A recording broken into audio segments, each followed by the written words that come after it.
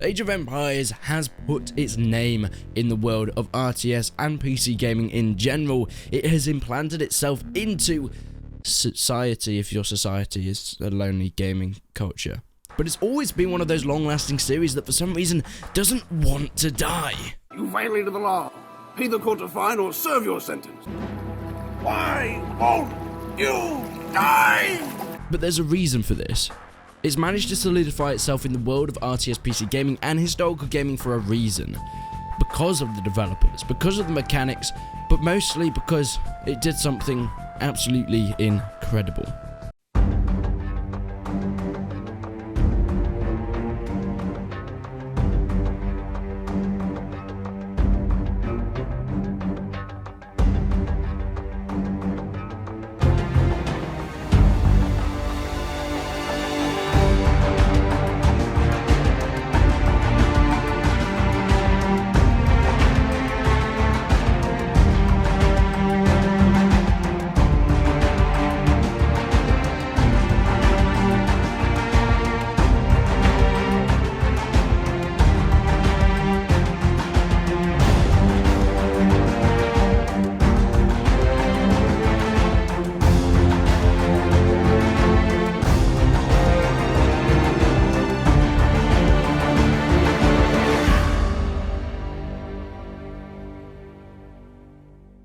As I'm recording this, I have the Age of Empires soundtrack on the background to get me in the mood, and boy, that music.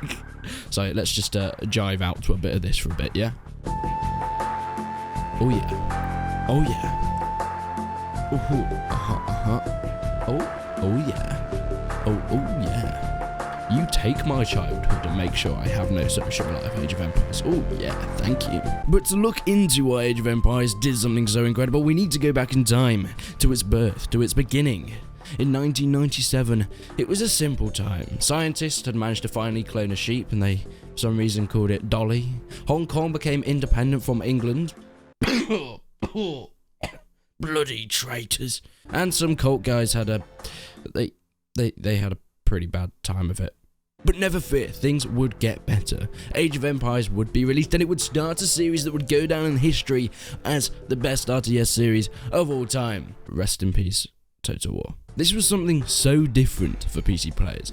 The RTS built from the ground up to recreate history, to bring people into the times of the old, and my, did it get people addicted. Starting with a faction, growing, controlling resources, a military, being invaded, and then dealing out the damage yourself. It was this intense type of gameplay that I don't think has really been recaptured in any game franchise since.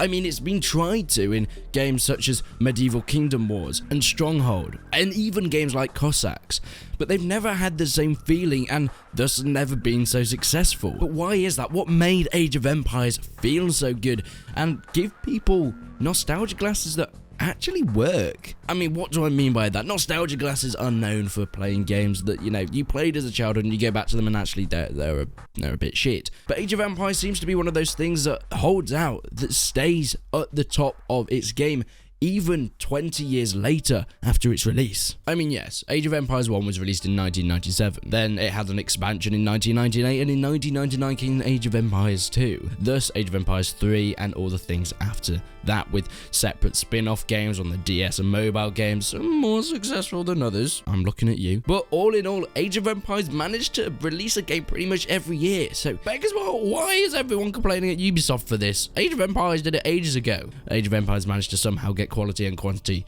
at the same time. Most are still looking at you. The gameplay though flows so well, starting in a skirmish with nothing, having a few villages and a town centre, then having to get the resources in order to build up, going from bushes. Food is the most important thing from the start, whether you get bushes or you get animals, but of course that inputs a risk reward straight away. If you go for a boar, you're going to get more food from it, but it's quite risky because you could injure your townspeople. But it adds in that risk reward straight away, and that is just a starting point and gives you an idea of what's to come.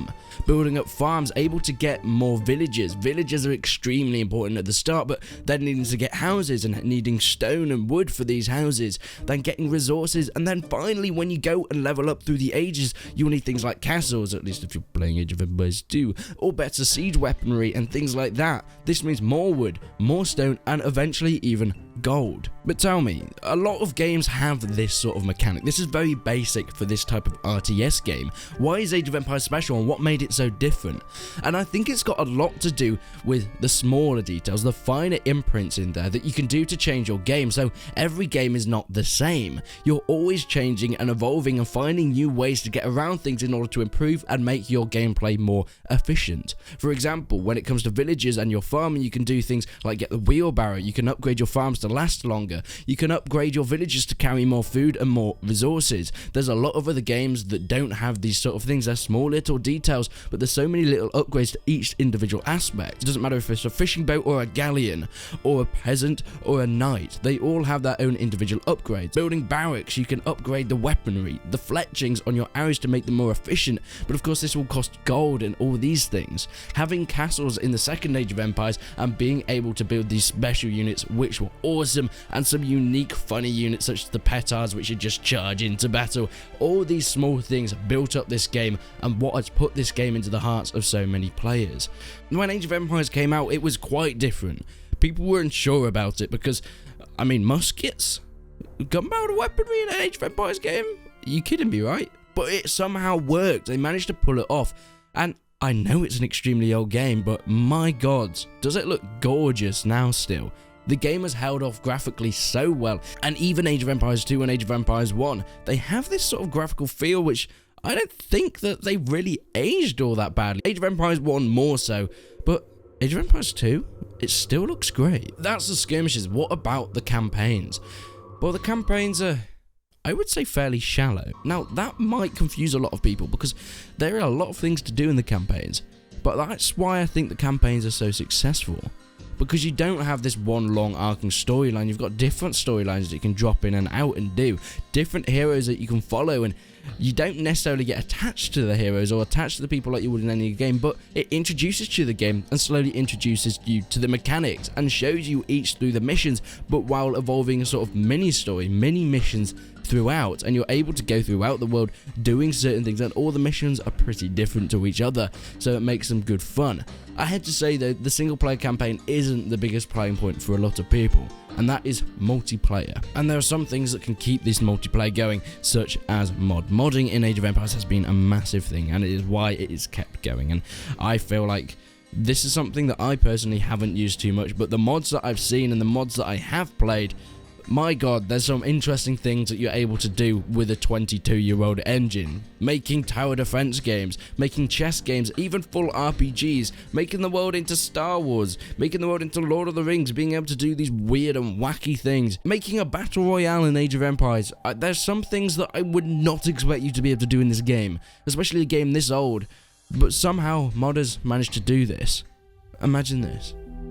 It's 2005 and you're coming home from school. You've had a long, hard day of colouring in and cutting up bits of paper and gluing them to your nipples. But you just want to relax. You just want to do something, so you turn on your dad's computer and you load up Age of Empires and you hear that theme tune. You hear it in your ears and it takes you back. You zone out of everything else and you load up a skirmish game. You go in and you start in a little town. You go and collect resources with your men. Or women. You build up your army, you build up your town. You manage to put some palisade walls around, but some pesky scouts and swordsmen manage to bash it down, for some reason managing to burn it with their swords. What are they, fucking Thoros and Mia? Yet you carry on, you upgrade to stone walls, and you become a strong, thriving city. You send some monks out to go and get relics, but they get chopped down by some enemy scouts. You won't be having that. It is time for the army of monks, sending them in, converting the enemies, converting their buildings, converting their farms, converting their goddamn troops, and they fight against each other, and finally you bring in your elephants to smash them down with your onagers and crushing through, killing many of your own men, but it doesn't matter, because eventually you will become victorious, and that is what Age of Empires is all about, at least for me. It was the first PC game I ever played, and that is why it is still one of my favourite games of all time. Not just because it was the first, but because for some reason I still play it to this day. Each faction is unique to each other. They all have their own unique units. Maybe one faction is better with archers. The Britons, of course. Britons are amazing. Britons are bloody men. Or the Turks, who are better with the cape swords. Or what even is that? but they all have unique buildings as well. Yes, there's a lot of similarities, but the castles, the architecture, the detail that's gone into each of every individual faction of the buildings looks gorgeous, and it sticks to the time and setting. Each installment of the Age of Empires series manages to improve upon each other. Age of Empires 1 was a great building base, but whether it's a great game is debatable in my opinion. Yes, you could get cheats, you could do photon men and power with little babies and wheelchairs and they'd go blasting your enemies, but it wasn't until Age of Empires 2 which made me fall in love with this franchise. Being able to build up castles, having different game modes like Regicide where you have a king that you have to defend and he waddles around like a goddamn penguin. This is what made the series great, these small little things. Age of Empires 3 coming and completely changing the whole game. Remasters coming in each which way. Age of Empires 3 had so many different expansions to it that made it an incredibly massive game. You can pick it up now for very little money and you've got hundreds of hours of gameplay there. Then HD editions came along. Age of Empires 2 HD edition, what a great remaster. Definitive edition, that's more debatable. Put it on Steam, guys, just put it on Steam. But then, we're going to talk about the guilty pleasure of the Age of Empires series. This is Age of Mythology. And my god, I goddamn love Age of Mythology. This theme tune is almost as good as the Age of Empires theme tune, and that is objective. That is not just my opinion, that is a fact. I remember the opening cutscene for Age of Mythology. I used to watch it over and over again, and every time I load up the game, I still watch that cutscene. It is so good, it is so awesome. Being able to build these mythological creatures, having Pegasus, having Flying Phoenix, having giants, ice giants, rock giants, mountain giants, then the expansions with the Titans come in. Oh my god, the best Titan is the Dog Titan, that is true. Or maybe it's the fat troll one that goes bang, it just like whacks you in the bollocks. But I think you get my point. Everything this series has done in its mainline structure has been successful.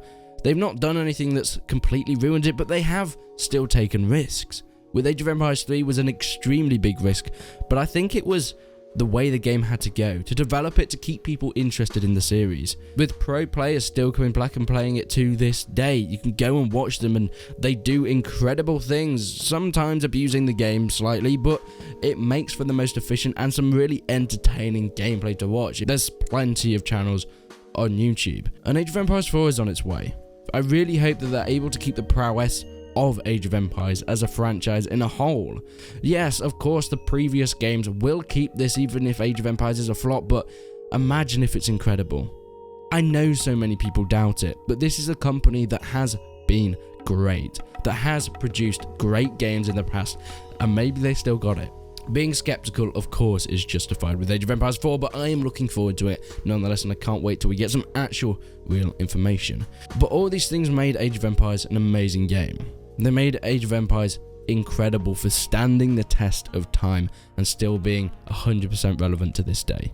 But thank you so much for watching. What are your favourite parts of the Age of Empires series? What are your favourite games in the Age of Empires series? And what other series would you like me to look at next? But until then, guys, I will see you in the next one.